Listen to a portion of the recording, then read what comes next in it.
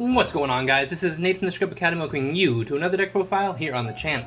Today we've got a very fun deck that I've been playing at locals recently. This is my Invoked Shaddoll Dogmatika deck. Now, I was playing this previously with fluffals in it. I thought that was a really good way to have draw engine in there with fluffals because you can do that wings play, as well as penguin, get lots of draws in there. Unfortunately, when it comes down to having clarity with the deck, making sure that it's only 40 cards, you gotta cut rid of the fluffals. Fluffals take up way too much room. We're trying to make this 40 cards, make sure that it's nice and compact and you're able to get to what you need when you need it, instead of hoping that you can draw into it with the fluffal package. That is why the fluffal is there, so you can draw into things, but we only have 40 cards instead of 60. You don't really need that fluffal package. So today I've gone ahead and we've created this deck for you guys. We have played it, or I have played it at locals quite a few times, testing it to make sure that it is the way that I want it to be, and I feel like it's the right time now to go ahead and profile for you guys. Stay tuned for later this week because there are some live duels for this deck, as well as I probably will do a test hand video for you guys, just so you can see the likelihood of what can happen going first, going second with the deck, just in case you need to go into that. So we're going to go ahead, we're going to jump into this. Like I said, it is Invoked Shaddoll Dogmatika. I have split up the deck into the 3 separate parts of Invoked Shaddoll and Dogmatika, instead of doing it by monster spell trap, that way you can see all of those in their entirety and know what's all in them and not get confused. I know that sometimes looking back at it and watching deck profiles myself, I can sometimes get confused when it comes to when they separate all those out. So let's go ahead, we'll jump into it and we can get down to the business of what is actually in this deck.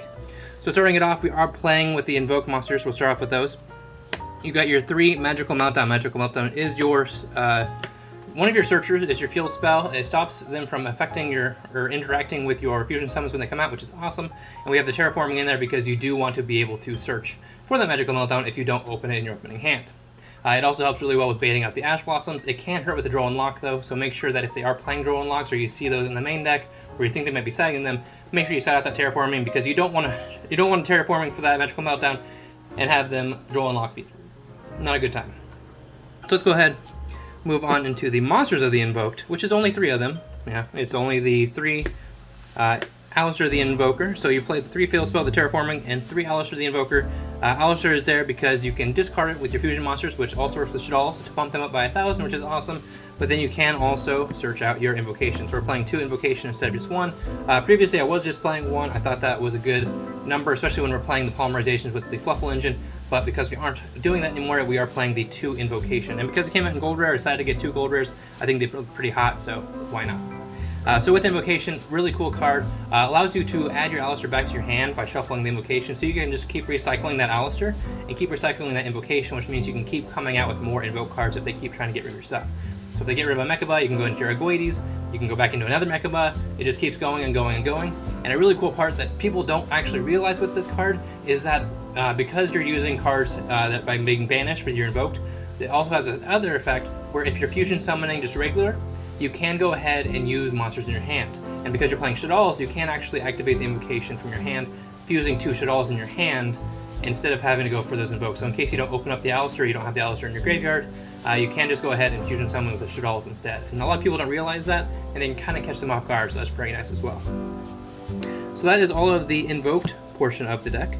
Next up is the Shaddolls. One of my favorite parts of the deck is actually the Shaddolls, just because I love Wind, I love Construct. So let's go ahead, we'll jump into those. So first off, we're playing 2 Windy. Windy, in my opinion, one of the best ones, just because you can special summon from your deck face down. Just being able to do that is really, really good. Can really set up some good play, especially if you're trying to get some combos going, or if you need to get to a certain cards like a Hedgehog to be able to get into that Shaddoll fusion.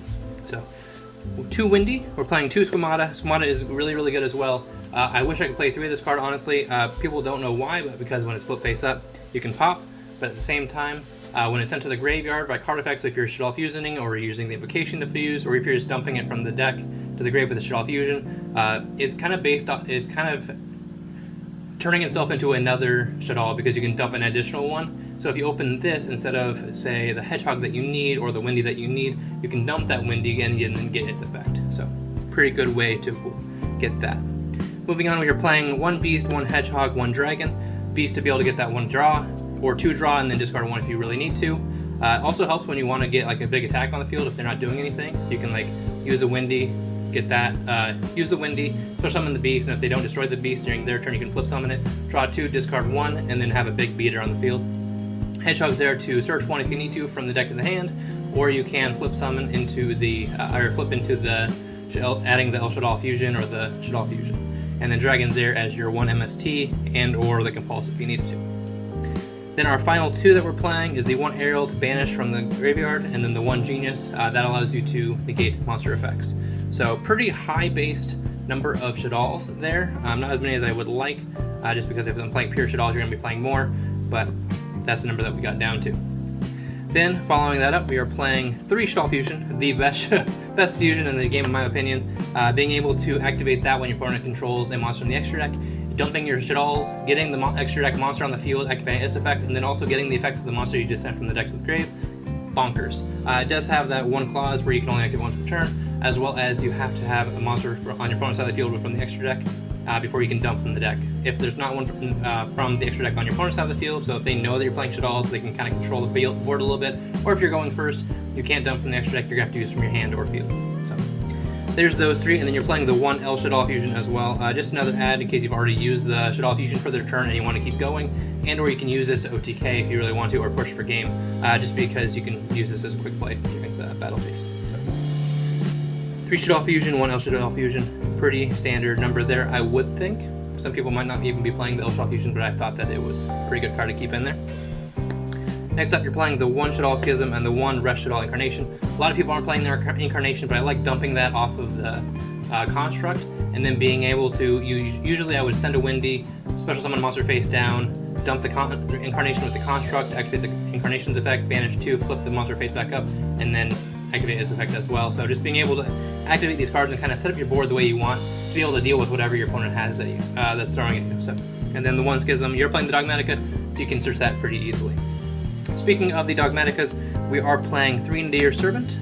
Nadir Servant is going to be able to send your Epiclone to the grave, add your Dogmatika, and then Epiclone will be able to add your Schism to your hand. Especially if you're going first, really nice to have that window turn 2. Just wait until they actually activate an effect to do that special summon, so you can lock them out of their special summons. If you just do it right away and they can't have that 1 special summon without you knowing what they're doing, you can kind of screw with things a little bit. They can try to figure out how to get around it and only use that 1 special summon. But if they are activating effects in their deck or their hand or anything like that that's going to be special summoning, wait until they activate it, then chain that Schism. That way you can get that on the field, and then their effect resolves, special summoning the monster, locking them out of special summons for the rest of the turn. So pretty good there. Next up, we are playing 4 Dogmatika monsters, only 4. We're playing the 2 Ecclesia, the Virtuous, really good card in my opinion, just because it can't be it can't be destroyed by monsters in the extra deck, which is really nice if you need to try and have some kind of defense on the field. The 1 Maxwell that you're going to be searching off the Ecclesia, and then the 1 Fleur that you're going to be searching off the Ecclesia as well, or the Nadir if you want to. This one's going to be a little bit iffy searching off the Nadir, but you can search the Maximus pretty easily off of the Nadir. So those are your 4 Dogmatika monsters that you're going to be searching for. You don't really need to search for any others. You don't want to have too many. I feel like the Nadir being able to search it is good enough. You don't need to have a high number of them. Alright, so next up we're playing with a couple of hand traps. We're playing the 2 Effect Veiler here. I feel like you only need 2 when it comes down to it. Having too many kind of clogs up the hand and stops you from being able to do what you want to do. You do want to stop your opponent, but at the same time you don't want to have just hand traps in your hand, because then you can't play and you're just kind of playing on a time clock of when your opponent's going to make you run out of those hand traps. So you want to have a couple, but not too many. We're playing the lights here, the Effect Veiler, just because you want to have some kind of lights besides the Dogmatika monsters for your Akaba plays. You do have the 1 monster in the extra deck that you can use as well with Alistair, but if you use that up, you want to be able to have some extras in the back just in case. And then we're playing with 2 Droll and Lockbird. Droll and Lockbird I feel like is a lot better than the Ash Blossom right now, just because you are kind of stopping the entire turn in its tracks and not just stopping 1 effect. A lot of people can play through 1 Ash Blossom right now, but making it so they can only add once, and then it's done. It kind of shuts down a lot of decks right now. I feel like it's a lot better. You can side into the Ash. I have it in my side deck. You can do that instead, especially if they're playing something else that might only have effects with that. So if they're playing Shaddolls as well, you can go into the Ash Blossom, because that'll stop them from dumping from their extra decks, or from the deck to the grave. So that's pretty cool as well. So that's it with the main hand traps. You are playing a couple traps as hand traps as well. We are playing the 2 Infinite Impermanence. Probably one of the best cards right now. I think I'm going to start putting in the Forbidden Chalice as well. Once I find them, I got to dig those up. I got some ultimates somewhere, not entirely sure where. So once I dig those out of storage somewhere over in the closet space that's a disaster right now, I will be putting those into probably this deck as well as most decks that I can right now, just because you don't want to have the next card that I actually have and the last card in the deck, Triple Tactics Talent. You don't want that card being used against you. I feel like a lot of people are manning it right now, and or people are starting to side your hand traps, or stopping hand traps altogether and just using the infinite permanence and the forbidden droplets and the forbidden chalices. Because of triple tactics talent, you don't want to have those draw 2 or have them start taking your monsters. So that is all of it actually for the entire main deck. 40 monsters, or 40 cards I believe. You can count that if you want and try and make sure that I am being truthful. But let's go ahead, we'll jump into the extra deck and we'll get down to business. So starting it off, again with the invokes, we're playing 2 Macabre. I feel like that's enough. You don't want to have too many of those. I like having 2 here because if you go into the first Macabre and they're able to get rid of it, you can go into the Aguides and then get some more effects going off there, and then if that goes away, you can go back into another Macabre. So I like being able to do that. Lots of fun having 2 negates, never hurts anybody. We're playing the 1 Aguides. 1 Aguides is pretty good here. You don't need more than 1, you're just going to be using it usually off of either a Macabre or some other monster in your extra deck that's already in the grave. Then you're playing the 1 Purgatrio because you are siding into those Ash Blossoms, like I said, so you're going to be having access to that, as well as the 1 Caliga because you are playing Shaddolls, and the majority of your deck besides those is the Dark Engine. Next up for the Shaddolls, we're playing the 1 Construct. I feel like you only need 1 for this deck. If you run to the point where you actually need 2, you're probably losing the game anyway, so you should only need 1. And again, the side deck, or the extra deck's kind of tight here, so we are just trying to focus down to as minimal as possible so we can get as many monsters as we can into the deck. We are playing 2 Winda, just in case you run out of the first one, they're able to get rid of it, as well as one's going to be your Schism target and one's going to be probably your main summon, just because if they're able to get away with 1, because it is kind of a small attack monster, they can attack over it. You do kind of want to keep, I would keep an Alistair in my hand just so if they do attack, you have the Alistair to dump. Pretty nice little surprise for them, especially if they don't know that you have it in your hand. And then coming up next, we do have 2 Epiclone. I know one's an Ultra, one's a Secret. Usually I dump the Epiclone, that's the Ultra, off of my Nadir Servant because I don't care about it as much, and I keep the Epiclone, that's Secret, in the extra deck just so I can keep those rarities going. And then coming up next, we've got the 1 Titanclad. Titanclad's there for the Maximus play, as well as the Intis. Both of those are there for the Maximus play. Dump 2 out of your extra deck. Kind of can help with the destruction effects that you need to get rid of some problem scenarios that might come up. Then our last fusion in the deck is the Starving Venom Fusion Dragon. That's there for your super polys that are in the extra deck, or the side deck, sorry, excuse me. The side deck, that way you can try and get rid of some problematic cards there when it comes down to it. So, and then finally we have the 1 Artemis. Artemis is there, that way you can summon the Alistair, go into the Artemis, and then already have that invocation in hand, go right into the Macabre, try and stop some play, especially if you're thinking they might have the Nib in hand. This will be your, this would be summon 2, Macabre would be summon 3, and you're already ready for the stopping of the negation of the Nib, so that can help quite a bit there. And then the last monster in the extra deck is the Verte, which is probably going to get banned sometime soon, but while we got it, we might as well use it. I love it.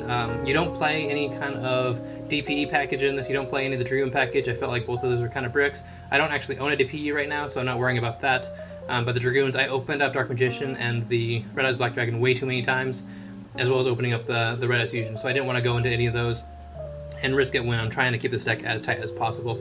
You can use this for your El Shaddoll Fusion, your Shaddoll Fusion, as well as the Super Poly in the extra deck. So that is the entire main deck and extra deck. I'm not going to go in the side deck because I feel like everybody's is different. But that is all I've got for now, guys. If you did enjoy this, make sure to hit that like button, hit that subscribe button, make sure to hit that notification bell on the way out the door because all your support is greatly appreciated. Like I said before, stay tuned for later this week. I will be doing a combo video and or test hand video, probably just test hands just to see how this deck turns out for me, as well as I will have live duels so you can see this deck in action later on this week. So thank you guys so much for watching. As always, this is Invoked Shaddoll Academy, signing out for now. Peace out!